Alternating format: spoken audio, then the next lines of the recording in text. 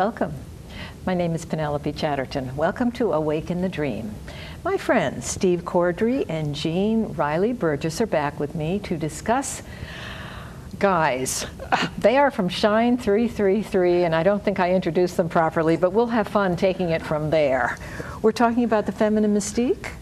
Well, I mean, I'm chuckling. Yeah. Well, the title that we came up with was The Feminine is Rising. Oh. Good news, right guys?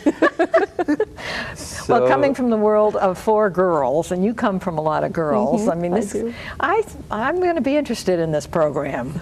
How are guys doing? How's that for an opener?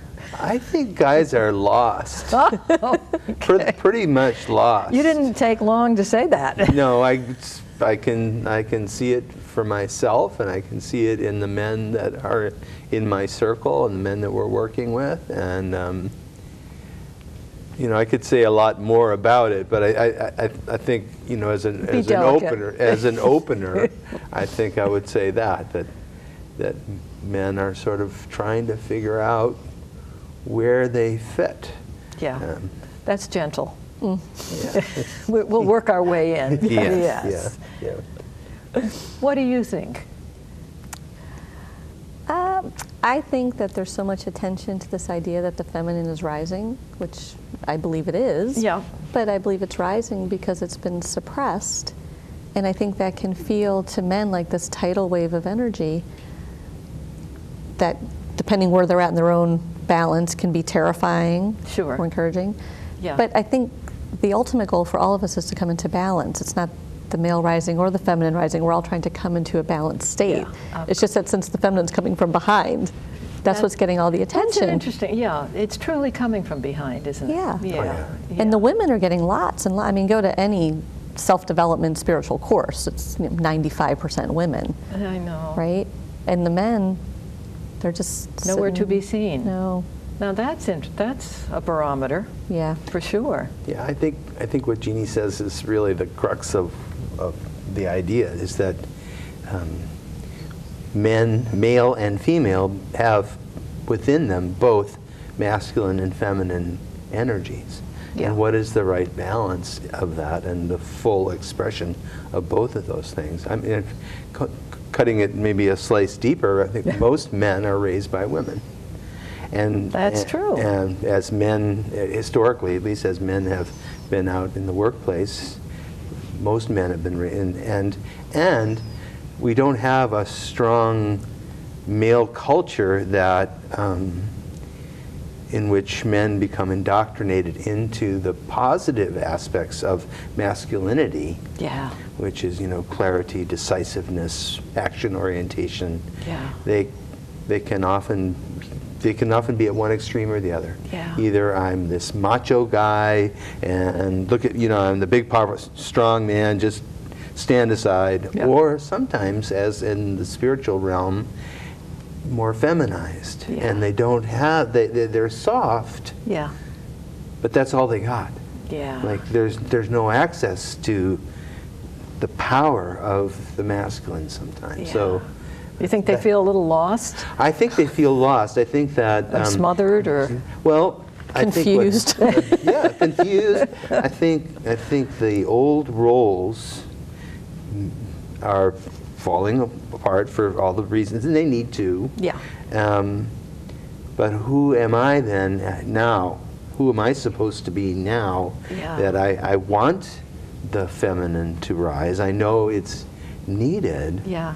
But where do I fit now? What is? Yeah. I can't be the dominant male alpha. Yeah. You know, that doesn't work anymore. That went off to work. That went off to work. And not only that, I think as the feminine rises, some of the things that men used to be able to get away with, they're not getting away with anymore.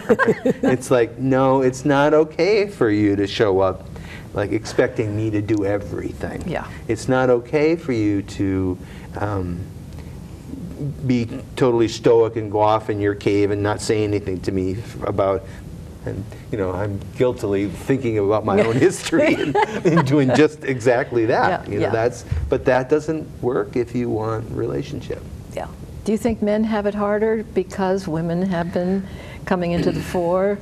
I mean, women seems to be thriving. Am I right? That the female energy is kind of, I mean, they're getting more pay, they're working moms. I think there's a lot of paradoxes in this topic. Like, I really do, because I think some of the rising of the feminine was twisted a little bit, trying to do it the male way. Yeah. Like, we tried to beat them at their own game, which was really just us. That was a phase. The masculine part, right? Yeah. And now we're trying to swing back a little overdone. bit. Yes, yes. Now we're trying to swing back this way, and do the same sorts of, because now we've established our rights. Yeah. Right. So now we've established them. Now we want to approach them again from a more feminine place. Yeah. And you just see it rocking the boat. I mean, probably all of us have examples of relationships around us where, as the woman comes into her own or has more of her own voice or wants to define for herself what her life looks like more, the partner's like, Yeah, I've noticed on television too, really, the women being the bosses, or being even in crime. You've got a woman there telling men what to do. I mean, I see that a lot as a change. It's a huge change, but in most of those examples, they're still doing it in a male way. That's true. Right? That's very interesting. They're doing it in a male way. You're right. Like, they haven't come all the way to the next round. They give the orders well. Yes, very masculinely. Yeah, yeah. And look at all the sexual preferences that are out there that, I mean, the sky's the limit on that. So I don't know if that adds to the mix or confuses everybody more. I think it confuses everybody more in a delightful way. Yeah. Like, one thing I love about, like, gay and lesbian relationships, at least the friends I have, like, they have to negotiate all these things directly because you can't assume the roles. That's true. So in the male-female, you would do a lot of role assumption, and they have to actually become clear for themselves and with their partner, and it's just a giant arbitration. But I love it. And I think and I think that's also sort of spilling over into the traditional male-female relationship. When I was saying earlier, what the men used to get away with is not working. They have to negotiate. There has to be clarity. You have to communicate. You have to make commitments. You have to honor your word. You have to find a way that you can both thrive in the relationship. Yes. So communicating for men is, I think is sorry. Is big. Actually, it's very tiny. That's right. It should be very big. It's an area to focus on. And I think for men, that starts with an inner understanding of what they're actually feeling and why. Yeah. And most men have been trained to shut their feelings off and continue marching on. Don't. Whereas I think the feminine is more introspective and understands emotion more and is able to communicate. Yeah. So to me, it starts in my personal life and in the men I see. It starts with, well, what is it that I'm feeling right now? Yeah. You know, am I angry? Am I sad? Am I happy? Am I confused? What is why? Why am I? Why is it that way? And then, from an understanding of themselves, to be vulnerable and to be able to, and of course I'm teaching what I need to learn, but it's like to be vulnerable and to be able to say to their partner, whatever gender their partner might be. So the feminine mystique, or the rise of the feminine, is sort of disrupting the territory. I mean, it's causing them to have to respond or deal with something's new here. Something's going on where I'm being asked to do something more than I was raised to think I had to do, and and it's rising. Like the other, I think it's rising within them as well. Like, it's not just rising in the women who are standing on the planet, right? The energy is rising through the man, so it's kind of percolating within and pushing against those hardnesses, like pushing him to find his own, which is just terribly uncomfortable. It's just terrible. It's just it's ground they don't know how to walk on here. And I think part of it is even, at least I believe, honoring, like, it's in their DNA, like it's in the male DNA, to be the person who shoves your feelings and keeps protecting the family or goes to war, whatever those things are. So it is a process of, you have to be committed, of really breaking it down. So rough going, rough tides. Well, and I think we're in the earlier, still in an early stage of this transformation. So it's bound to be more confusing, more disruptive, challenging. Is it easy for some to run away and just say, I'm not dealing? Sure. I mean, we're talking, this conversation, our whole conversation, is assuming that people are even aware of any of this. Yeah. And I think there's a huge percentage of the population that are feeling the effects of it, but aren't really aware of what's going on here. Yeah, this is good. This is good that we're bringing this to our friends' attention. Yes. Yes. Yeah. So compassion is definitely needed on all sides. Mediating, or whatever the word is, communication. Boy, this would be a great group. It would be so fun. It is so fun. And a willingness to set aside stereotypes in what you were raised with. Yeah. Like really, like what you raised with really probably doesn't exist anymore. Yeah. But for people, sure, people run away. Yeah. And then they create the same thing again. Yeah, and again, until they... And again. Yep. The repetition gets old. Yep. Yeah. And I think in honoring, like for men and women, whoever chose to be here right now, like it is early, it's tumultuous times. Yeah. So I think for a lot of men, you see that they are lost. Yeah. The things they were traditionally honored for aren't really valued right now. And I've seen on Oprah and other shows where, you know, when it wasn't proper to be gay or lesbian, that you could bury yourself in the traditional role and be in denial and not come out. And then when you get older, all of a sudden the permission is there because it's happened. So that has to be dealt with when you're married or have lots of kids, or you got to figure that piece out. And oh yeah, that's big. Huge. That's a big one. But I can't help but think it happens. Sure. Yeah, and for sure. Can't be easy. No. This is a little bit of a sidelight, but I personally, like, I believe all these different ways of love and relationship and gay, lesbian, whatever, I feel like it's just a huge opening to what will evolve to where it's just all love. Like they're genderless, we're just all these fully evolved beings, and they're the brave ones who took the rocky road. That's just all love. It's just all love. Yeah, when you bring the element of soul choice into that story, that question. Yeah. I chose to be here at this time in a sort of role-busting, gender-bending, place. Yeah. And to make a difference and help. To make a difference in the evolution of the species of raise humankind. The vibration. But the poor men, back to the poor men. Yeah, well, it's so great though, because like Steve can say it in a way that we couldn't. Yeah, right. Well, and working with men, I have a group being a man, working with them, and I see it. I see me in them, and vice versa. And I'll just say personally, for me, it starts with self-awareness and self-perception, which letting go of some of the things that I was raised up into and as, and what was expected of you. And what was expected,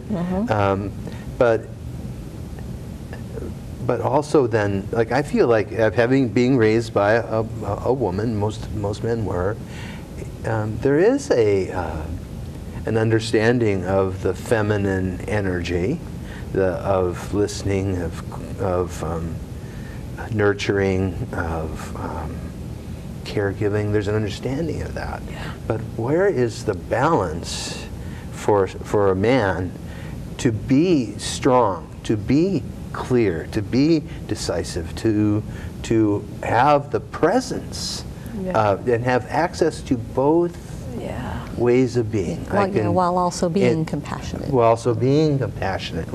So that in this situation, in this life situation, this is what's called for, and I can bring my masculine energy to this situation. Maybe tell that story about the stallion. The stallion.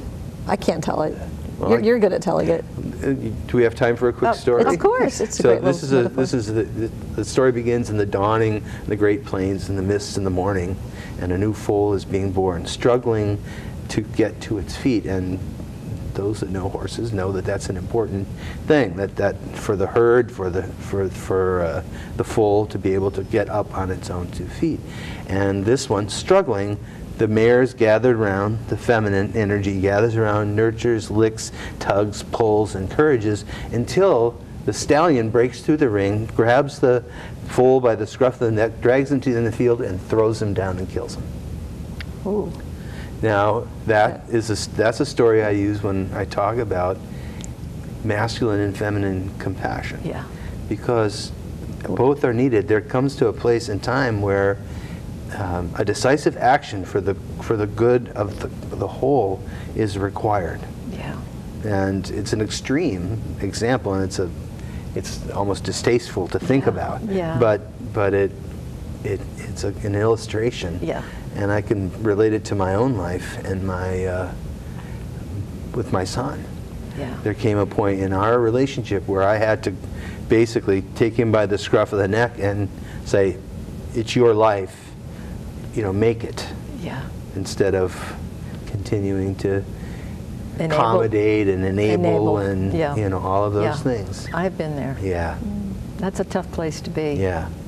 But you did it. Yes, and it has, and I think the capacity to access both, and the same for a woman, right? So yeah, the same for women. Again, we talk a lot about the feminine rising, but women, you find them all in the continuum. Some are so busy trying to be masculine to beat the men at their own game that they've lost their feminine. Yeah. So really, they're just like, they're working so hard at trying to live a certain life, and they're not bringing in their more intuitive, creative, kind of emanating, they're still inspiring. You don't think we've moved a little past that, or?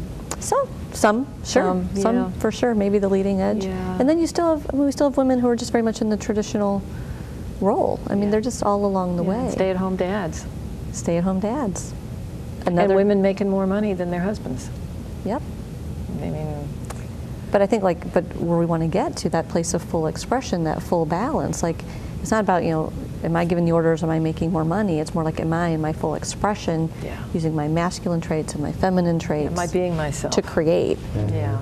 And which means maybe a new person has to come forth. It happens. In our work, we've seen all kinds of changes, recommitments to partners, and moving on from relationships that are stuck and aren't moving. Yeah. Can you see where some just should call it a day? Oh yeah. Yeah. Yep. We don't often lay it out that way. No, but you could see the handwriting might be on the wall. Right. It's so clear, but yet they're still stuck in the old expectations, or called the old dream. They're still trying to live this old dream, even though it's not making them happy. Yeah. No, they'll come to it in their own time. Yeah. And who knows? And along the way, they might grow into something possible. Yeah, yeah. We just want to give Shine 333 a plug. Thank you. You are a multi-teaching center for healing, and you have many modes of that. You teach yoga, and people can call you creatively if they have something they might want you to work on with them. You can bring anything new to you. Sure. You do you do drumming, you do bowls, you do counseling, mediation, you name it. We absolutely. And I'm saying, if you're curious about it, I think some of the easiest ways is to come in for a one-on-one, just like an open spiritual healing and messaging, see what's up for you. And the crystal bowls, which we do every other Thursday evening, are just a very easy, kind of no pressure, come see what it's all about, have an experience. Yeah, that sounds good. Yeah. And you're in Sandwich. It's easy, yes. We're in Sandwich. Okay. And they can find us on our website. On the website. Our schedule and our contact information's all on the website. And who you are and all that stuff is there. It's a beautiful website, and your room looks gorgeous. Thank you. Thank you. We love the space. We really do. It's beautiful. Well, you've raised such an issue in this program about both men and women. I mean, because everybody's bumping along, finding themselves and experiencing new power, and it's with permission. The planet seems to be giving permission for a lot of things. Yes. And, we're evolving in consciousness of acceptance. Anything goes. I remember going to get my license once, and they were talking about what sex are you, and the last thing said other. I had to bite my tongue because I wanted to make up something. Yeah. But I mean, who knows what it'll say next time I get my license. Yeah. It's just none of your business. So this is good groundwork for personal discovery. Well, it is, and one element that we haven't really talked about is what happens when men get to, and I think this is true for women too in different ways, but when men get to the place where they know that there's some big emotional something that they have to deal with in their relationship, in their history, in the way they're being, whatever it is, and because we've been trained to sort of try to push that away, it can get to be like a really big thing, you know, like the thing we fear grows. Yeah, and so what happens is that we start to turn away from, like, find ways to distract ourselves from the fear of dealing with those big emotional things. Yeah. And so you see all kinds of distractions, addictions, busyness, busyness, you name it. But you know, whether it's depression, TV, depression and anxiety, a lot of things. I think, say it again, you know, it's like for me too. Just can I trust the rope, as I said in the last program, enough to go there, to climb in there. Yeah, like I was like, resistance is futile. Yes. You know, this is such I think, a unique subject. I really think you should. Have you got that on your website, or have you talked about that as a possibility for growing? That it really isn't on our website. No. We should think about that. I would think that would be. It's a good context, like it's a framework, isn't it? Yeah. Think of all the folks that might say, "Gee, I have a place I can go and maybe talk about this." That's a good thought. Yeah. Because I'm confused. That's right. Where do I belong? I'm lost. What do I do? Or even getting to be elderly. Elderly folks get into a very different place too, where, gee, do I have to have a partner, or, you know, can I be uniquely myself anyway and not do the traditional roles of getting old and yes, all those roles. I love that. We've had a couple very charming experiences of an elderly person who came from a very traditional background, who something brought her in the door, and you could tell, like, you're saying things that resonate so deeply. Yeah. Like, but yet it's so counter to everything in the head. But they know it. Like, they know it. They're like, they're kind of in and out. Like, I love what I'm hearing and I don't know what to do with it. Yeah. But it's an opening, and you know, I think sometimes I feel like we write off the elderly too often. Yeah. Like, we really say, oh, they're not capable of newness or change. And they're headed for Yeah. Which nursing home? Yes. What's going to be the ailment? Yes. And yet here we have people walking the door with a curiosity of like a whole new chapter of their self-view. And it's so good when you get older to be busy and to be working and to be serving, to stay alive and remind yourself you're still here and you're still important. Yeah. I can't wait to be old when apparently all you need to do is do all that stuff that you just said. It comes back to you. You feel vital. We all need to feel vital. Yes. And keep growing, like growing. Yeah, it's not over when you get old. It's not like, okay, it's done. Right. Well, I feel that very strongly. I think Shine itself is an example of that for me. For you it is. Yeah, for me, it's the old man here. The old man to new chapters. To create a new chapter of life at 63, and well, there's another topic for you. Yeah. How do we spend this time of our lives and stay alive and vital, and what can we do to feel important above all? Yes. Yeah. To needed. And self-expressive of the gifts in service to the wisdom world. that you have, that you've worked on and that you've gained. Oh, absolutely. Yeah, you need an outlet. Volumes for it. and volumes of wisdom that I've gained. Well, I'll tell you, my mother is she's in an assisted living facility, which is she's only like 78. Oh. Yeah, she's young for it, but she has some health issues. But her mission, her self-ascribed mission, is she goes, it's one of those, you can go from assisted living to nursing. Yeah. And she spends so much time in nursing, and she ministers to all these people, because she's probably the youngest person in the whole facility, and it gives her life so much meaning. Now, which side is she on? Is she on the assisted living, or is she? She's an assisted. Oh, so she can go to the, she can serve. Yep, she can serve. Oh. And it gives her life so much meaning. I'll bet. And she's like a ray of sunshine in that place. Oh. But she had to know that for herself. right? Before she could She have had just find sat meaning there. there. Yeah, exactly. She could have just Good sat for there her. depressed and, Yeah. but no, she's a ray of light. Yeah. Yeah, you see the opposite as well. I have a dear, dear friend who is now in assisted living, and I think the environment and the lack of mobility, it's really challenging him. So Yeah. part of what I do as a friend is to bring him out and connect him to what we're doing. Yeah. And That just it made me think of our topic a little bit, because for women it's more natural to reach out and help others as a way of That's feeling true. fulfilled. Yes. For a man, I think it's a little more depressing to be Yeah. not able to Like, I don't know how to do the that. same things that you always did. yeah. Yeah. Yep, that's interesting. We have 2 minutes to go. So how do we get men to reach out? Well, I think this whole discussion about they're not alone. Yes. To say be in And there's community. something going on that's confusing, and if they Yes. feel that way, it's okay. Yes. And they can get some help on that. They can talk to folks And about they can it. help each other. I think, Yep. to get together in a sort of open, trusting circle of men and just say what's up for you without having to be fixed by anyone Yeah. but just to be able to give expression to some of the thoughts and feelings that are going on. And find they're not alone. And Yep. find that they're not alone. Yeah. I think that's huge for men. That is, it's huge for all everybody. For everybody, just Yep. to feel you're not alone. Yeah. Man, we're never alone. It just takes away, it just clears. No, we're never alone. Yeah. But we need that human Yeah. interaction. It'll be interesting. You brought up a point about where are we all heading. Yes. I think, yeah, it's going to be good. Maybe we'll all be one color. Who knows? Maybe Or maybe we get to pick our color. 1 minute to go. That's true. Maybe we can dye it. Maybe we change color. Oh, dear.